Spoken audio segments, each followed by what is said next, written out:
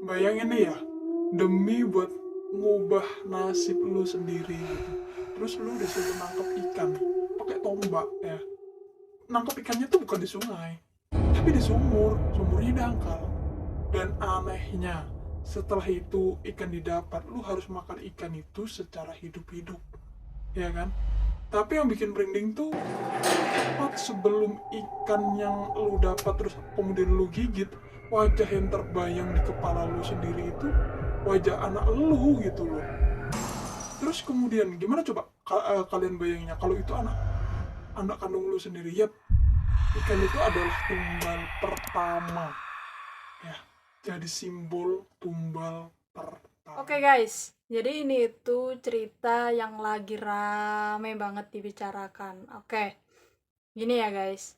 Kali ini kita bakal bahas sebuah kisah yang lagi viral banget di media sosial. Jadi ada seorang cewek nih ya, dari sebut saja namanya itu Sera ya. Sera ini tuh punya kakek. Oke, ya, jadi Sera itu punya kakek. Nah, untuk memudahkan jalan cerita, izin sebelumnya untuk kakak sendiri itu kita sebut nama ya. Sebut saja kakek ini namanya kakek Usup. Oke. Jadi Sera cerita, dulu banget jauh sebelum Sera itu lahir, jadi kakek Usup itu punya latar belakang guys. Jadi punya latar belakangnya itu jauh lah sebelum si Sera lahir tuh ekonomi kakek Usup sendiri itu bisa dikatakan sangat tidak mampu atau kurang mampu lah ya. Jadi kakek Usup itu punya 4 anak, salah satunya itu ayahnya Sera ya. Jadi waktu itu tuh semuanya masih apa ya, anaknya itu masih kecil-kecil gitu. Jadi bayangkan repotnya itu kayak apa gitu jadi kakeknya si Sera itu atau kakek Usup, karena perekonomiannya si Usup itu sendiri dari tahun ke tahun nggak kunjung membaik atau nggak ada peningkatan secara ekonomi ya kan. Kok makin tahun ke tahun nih kok miskin aja kayak gitu kan, kok susah banget cari uang kayak gitu. Jadi dia itu gelap mata ya guys, saking frustasinya ia itu berusaha untuk mencari jalan pintas agar kehidupan keluarganya bisa lebih layak kayak gitu.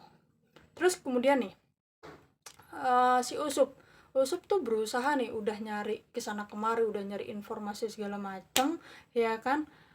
Nanya persoalan apa ya tadi, ya jalan pintas pastinya kan, nggak mungkin kan cari loker atau gimana kan, nggak mungkin ya. Jadi dia itu cari jalan pintas yang bisa ditempuh ya seinstan mungkin pastinya, sampai akhirnya dia itu ketemu salah satu orang yang paling kaya di kampungnya. Oke, jadi sebut saja yang paling kaya itu tadi tuh Pak Naryo. Jadi Pak Naryo itu tahu persis gimana miskinnya Usup atau kakeknya si Sera. Jadi gini, Kamu mau tak hidupmu berubah? iya kan? Pada akhirnya jalan pintas itu terbuka kayak gitu loh.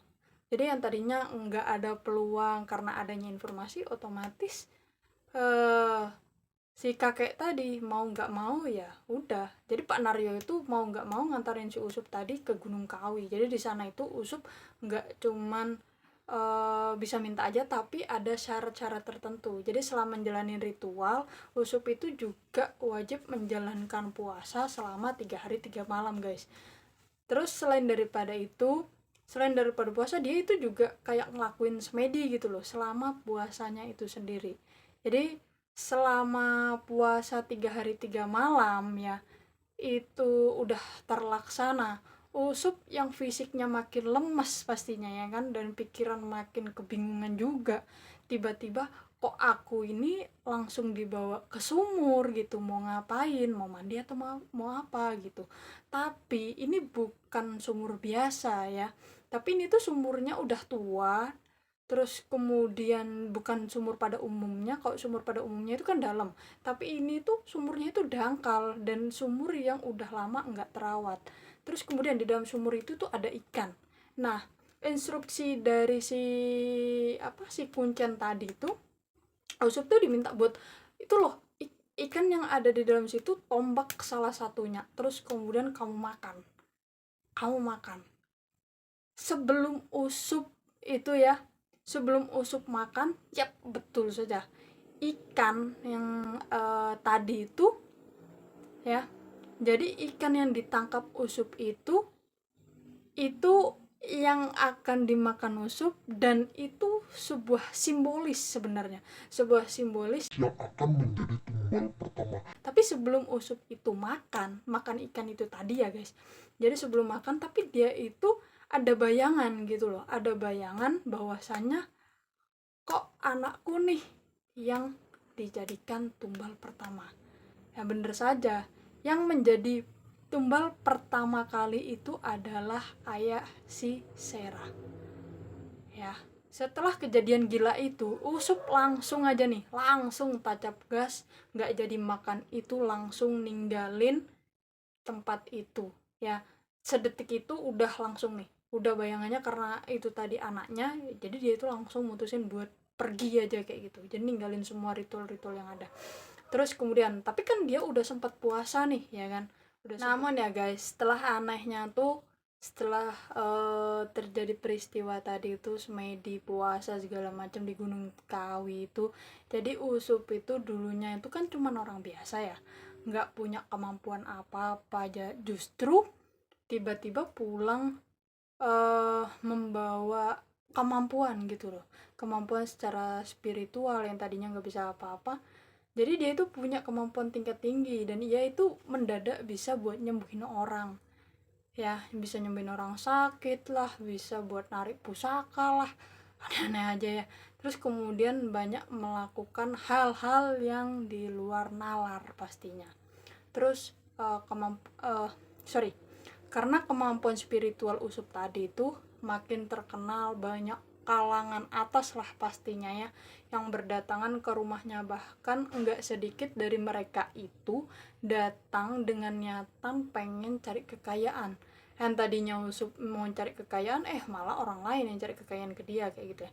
Atau bisa dikatakanlah pesugihan. Nah, kakek Usup ini pasang syarat yang wajib dipenuhi pastinya untuk pasien-pasiennya tadi. Contohnya itu kayak cari kambing putih dengan motif tertentu, terus kemudian kambingnya itu harus jantan, nggak boleh yang betina. Terus selain daripada itu masih banyak syarat-syarat yang lainnya.